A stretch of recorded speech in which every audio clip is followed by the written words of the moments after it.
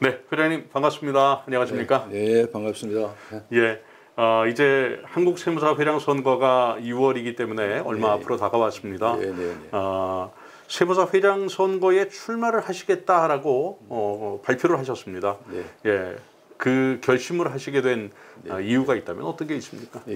이런 말이 있습니다.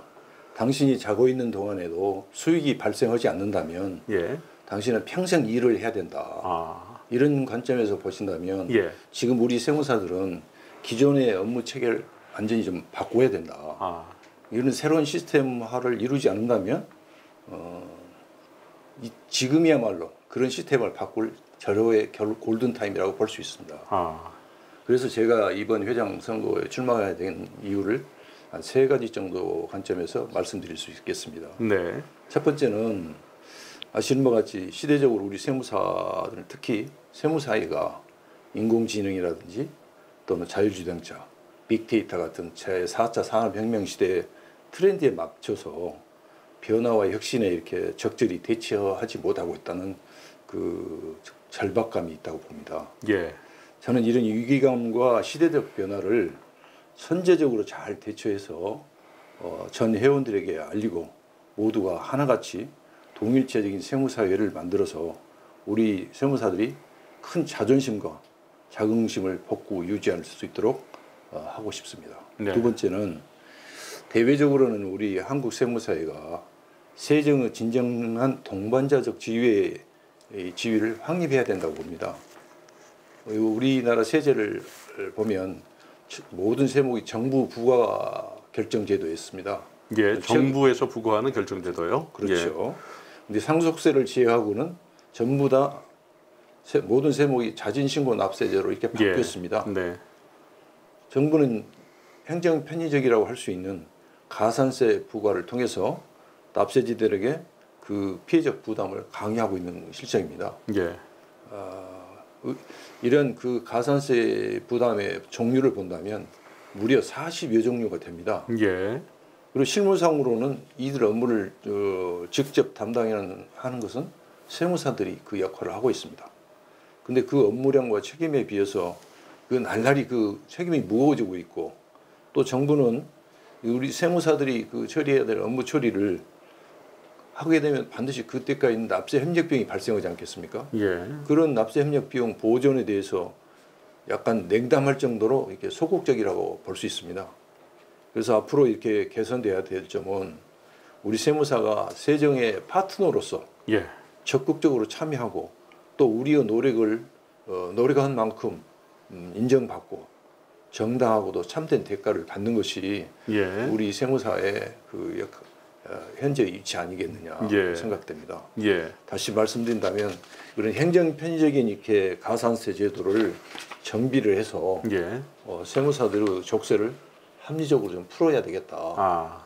그렇게 하는 것이 21세기 경제성장 발전 상황에 맞게끔 동반자적으로서의 정당한 대접을 받을 수 있는 그 세무사들의 위상 제고를 위해서 제가 힘껏 노력해야 된다고 봅니다.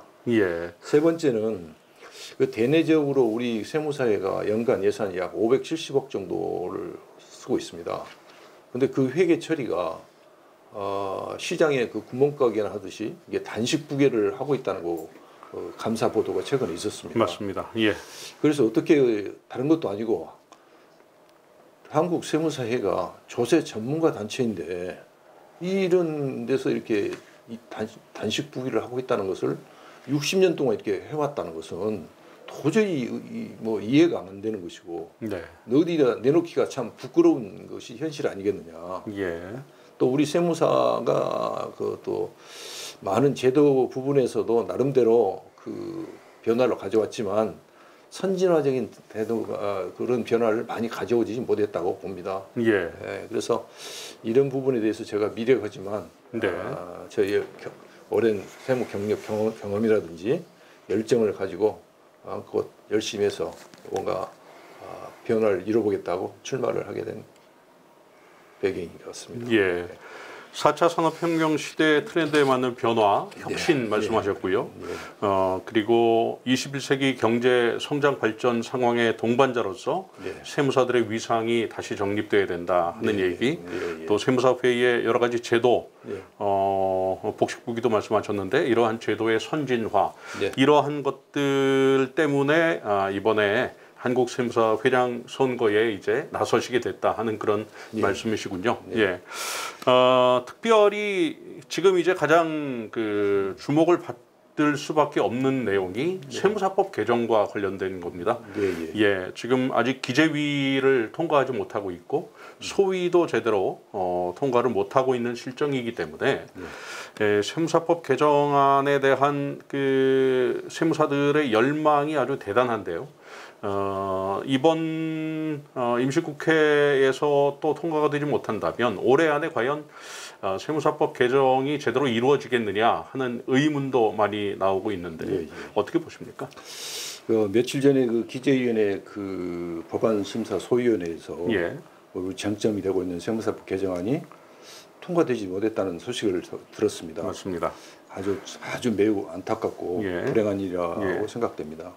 어찌됐든 현 집행부가 지금 그 기간이 있기 때문에 추진하고 있는 부분이기도 하고, 그래서 나름대로 임기 내에 최선을 다해서 우리가 원하는 방향으로 개정이 됐으면 하는 것이 저희 간절한 소망이고요. 다만 저는 지금 그 개정안에 그치지 않고 우리 그 세무사의 고유 영역인 기장이라든지 신고대리 또는 성실신고 확인, 조정 업무 또는 조세 불복 분야 등에서 거쳐서 세제와 세정에 관한 납세자 권리 보호에도 더 앞장서도록 해볼 생각입니다. 특히 우리 세무사들의 먹거리 창출이 첫째 우선 과제입니다. 두 번째는 이제 회원들이 피땀 어리게 어린 그 회비를 갖다가 다시 회원들한테 이렇게 돌려준다는 거, 그런 자세로 일을 해야 된다는 것이고요. 세 번째는 이제 메인 접대 대접의 측면에서 다소 소외된 일부 그 여성 세무사라든지 또는 청년 세무사들 이런 분들에 대해서 차별 없이 권익 신장을 하도록 하고, 또 이 업의 영역에 있어서 회의 운영이라든지 또 본인들의 창업 기회라든지 이런 모든 면에서 점점 더 그 영역이 확대될 수 있도록, 활성화될 수 있도록 이렇게 하는 것이 제가 해야 될 일이 아닌가 싶어서 반드시 이런 분야에 대해서는 성과가 내도록 최선을 다해볼 생각입니다. 뭐 세무사법 개정은 반드시 우리가 원하는 대로 그렇게 통과가 돼야 되겠다는 걸 전제로 하시면서 그 외에도 조세 불복 분야 또 이 조세 법정에서 세무사들이 다 소외되어 있기 때문에 세무사들의 적극적인 참여 뭐 이런 것들도 요즘 이제 많이 얘기가 나오고 있어서 아마 그런 점까지 염두에 두시는 것 같은 생각이 들고요. 이번에 출마의 변을 밝히시면서 처음부터 다시 시작하자 하는 슬로건을 내거셨습니다. 지금이 골든타임이다라는 얘기를 아까 서두에서도 말씀을 해주셨는데 처음부터 다시 시작하자, 어떤 의미입니까? 뭐 잘 알고 계시는 바와 같이 우리 한국 세무사회가 창립한 지가 59주 전, 횟수로는 60년 됐습니다. 세상이 아주 급속도로 변하고 있지 않습니까? 잘 아시다시피 우리나라가 과거 1인당 GNP가 $100 시대에 있던 60년대 초반 그런 후진국가가 있지 않습니까? 근데 지금 현재는 어떻습니까? 우리는 GNP가 지금 G7인 이태리보다도 앞서간다고 최근에 발표가 있고, 특히 작년 코로나 사태로 인해서 오히려 그 위상이 세계 경제 대국의 그 10위권에 확실하게 접근나 있는 그런 상황으로 보고 있습니다. 또 한편으로 보면 우리가 IT 분야에서 최고의 선진국가 아니겠습니까? 또 한편으로 보면 치안 상태가 미국을 능가하는 아주 세계 최고의 안전한 나라입니다. 특히 이번 코로나19 사태로 팬데믹 상태에서 K 방역 성과는 선진국가임을 여실히 증명하고도 남습니다. 그런데 아직도 대부분의 국민들은 우리나라가 후진 개발 도상국가라는 인식이 뿌리밖에 박혀 있는 것 같습니다. 그래서 저는 이제는 자신감과 자긍감을 가지고 예. 일할 때다. 예. 하지만 우리 세무사업계에는 지난 60여 년간 뭐 이렇게 엄청난 경제 성장 발전에 비춰서 또 글로벌화가 돼 있고 4차 산업혁명 시대도 맞이하고 있는데 예. 아직도 그 저렴한 기장 수수료가 막 40년 전에 10만 원 받던 게 지금도 그 형태를 유지하고 있는 걸 보시면 아주 취약한 환경입니다. 겉으로만 외화 내비는 그런 상이거든요. 예. 특히 이런 상황에서도 변호사업계에서는 노스쿨이 많이 통해서 변호사들이 많이 시장에 이렇게 많이 배출되다 보니까 호시탐탐 우리 세무사행위까지 그 침범하기 위해서 엄청나게 지금 그 아시는 것 같은 그런 상태가 계속되고 있지 않습니까? 네. 또 이런데도 대외적으로는 또 효과적이고 또 확실하게 대처하지 못하면서 체계적인 변화와 혁신은 잘 안 이루어지고 있고 대내적으로는 우리 세무사회 위상 제고를 위해서도 뭐 연간 예산이 뭐 575억이라는 예산이는 그렇죠. 막대한 예산인데 그 성과는 잘 아시겠지만 그렇게 그 어디다 내비치기에는 아주 초라한 성적이다. 또 매 선거철 때만 되면은 화합과 통합을 한다 하고 저마다 그 입후보자들이 외치지만 지금까지 단식 부의 형태로 회계 처리하고 있다는 걸 보면 과연 그분들이 진실성을 가지고 그런 그 입후보 공약을 하고 내세웠는가. 특히 이런 변화에 따라서 문제의식을 가지고 해결하지 않은 형태가 지금까지도 계속된다는 것은 회원들의 진정한 권익신장이라든가 수익 창출을 위해서 집행부가 노력을 한 것이 많이 부족하다 이런 생각이 들었습니다. 특히 이제 제가 보기에는 우리 인생도 60년이면 회갑이라고 그러지 않습니까? 우리 한국 세무사에도 벌써 60년이 지났는데도 옛날 과거 형태에서 벗어나지 못한다면 더욱 안 되기 때문에 제가 이게 처음부터 다시 시작하자는 이야기는 60년 동안 변화가 안 되는 것을 그분들한테 계속 맡겨놔서는 안 되겠다. 그래서 모든 시간과 장소, 생각, 미래 이런 모든 부분을 처음부터 다시 하자. 안전한 개혁이 이루어지자. 그래서 처음부터 시작하자. 이렇게 말씀드리는 겁니다. 이렇게 하게 된다면 제가 이게 막말로 이게 선거 캠페인용이 아니라 내 진정성과 열정을 담아서 정말로 변화하고 시대의 변화 상황에 우리가 선점하도록 가도록 이끌어 가야 된다. 그래서 저 하나로 되는 건 아니겠지만 아마 저와 같은 생각을 많이 가지고 있는 공감하시는 분들이 많이 계십니다. 그래서 그분들도 역시 변해야 된다. 그런 뜻을 같이 하고 있기 때문에 저는 그분들의 뜻을 공감해 주는 분들이 많이 계셔서 한번 이번이 저로의 그 타임이 아닌가. 골든 타임이라고 제가 말씀드렸지만 그렇게 생각하는 것입니다. 이번 선거에 그 현 회장을 제외한 나머지 이제 후보로 거론되는 분들이 보면 공교롭게도 대부분 다 호남 분들이 많이 계셔서요. 이번 선거에서 그 세무사 회장으로 당선되기 위해서라도 후보자 간 연대가 필요하다 하는 얘기들이 많이 나오고 있습니다. 어떻게 생각하십니까? 그게 많이 의문점으로 가지고 계신 상황이고, 저 역시 이제 거기에 대해서 뚜렷하게 기다 아니다 하지는 않겠지만, 저는 저 나름대로 생각을 든다면, 이건 세무사에는 정치판이 아니지 않습니까?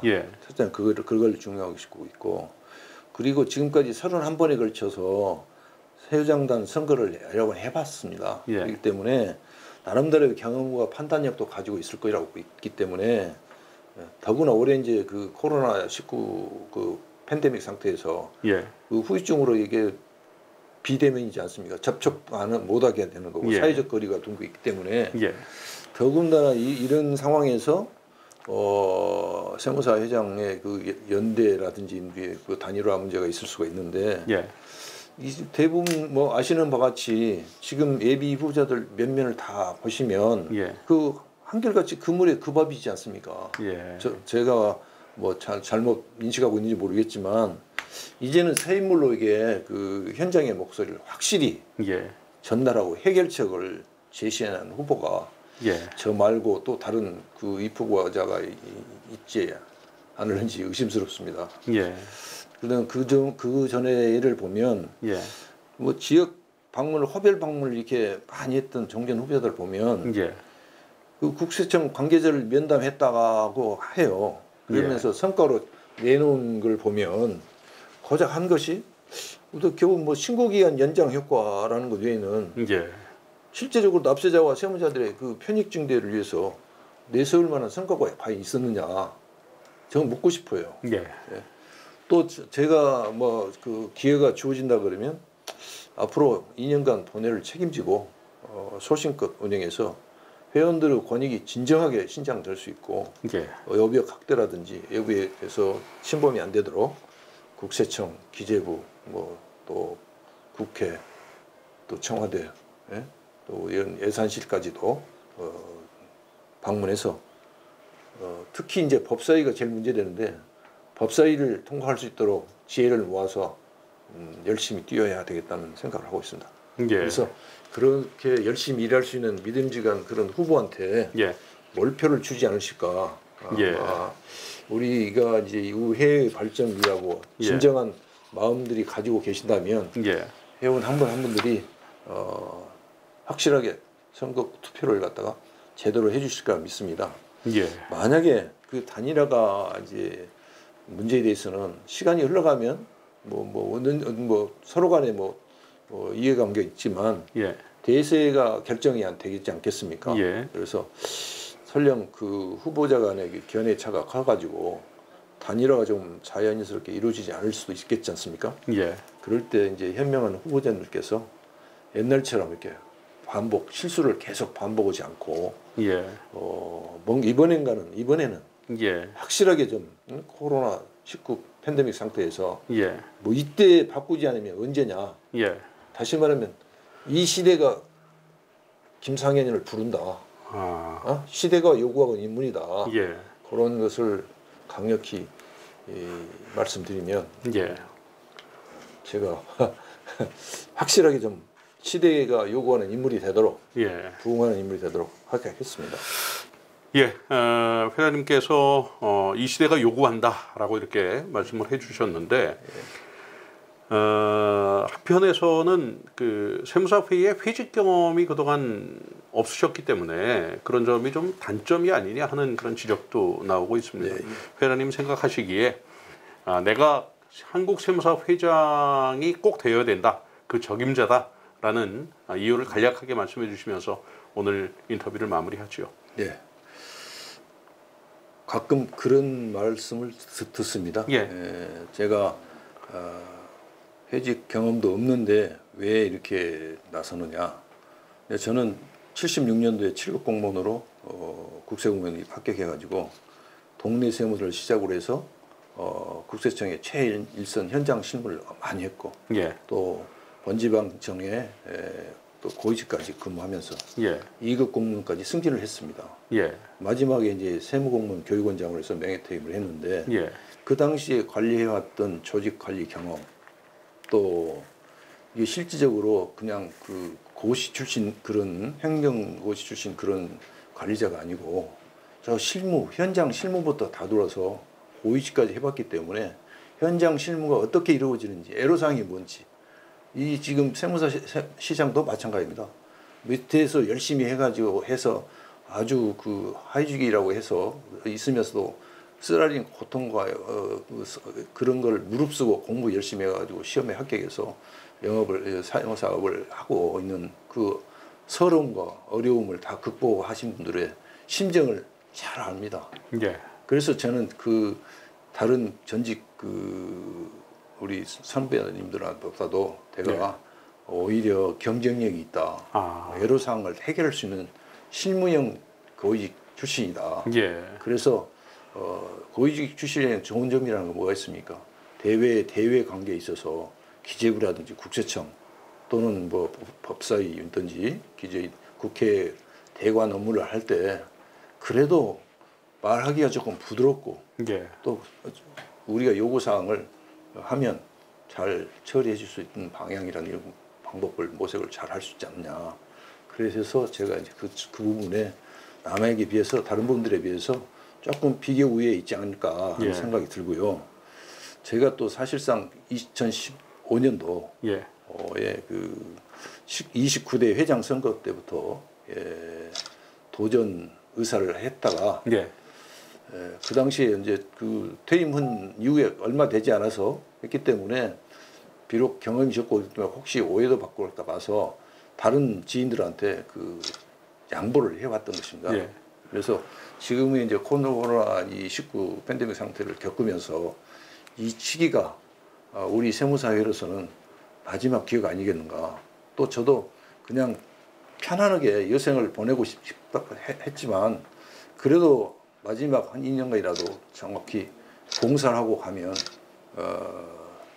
의미가 있는 삶이 되지 않겠나 싶어서 그랬고, 그래서 아무튼 그동안 이렇게 면밀하게 검토하고 대안을 치밀하게 준비해왔던 이런 상황을 아마 우리 회원님들께서 진정성을 잘 헤아려 주시면 내가 외치고 있는 Go Again First, 처음부터 다시 시작하자. 예. 우리가 처음 시작한 기분으로 하면 뭐 두려움 없이 거리낌 없이 잘 추진할 수 있으라고 생각이 됩니다. 예. 그래서 어떤 식으로든지 저에게 기회를 베풀어 주시고 또 그렇다면 저 역시 배은망도 가지 않고 예. 정말로 성심을 다해서 열심히 해볼 생각입니다. 이런 것은 굳게 누구에게나 앞서서 이야기 드릴 수 있고 약속을 드릴 수 있습니다. 예, 오늘 말씀 잘 들었습니다. 좋은 결과 있으시기를 바랍니다. 아이고 바쁜 시간 내서 고맙습니다. 예, 감사합니다. 네.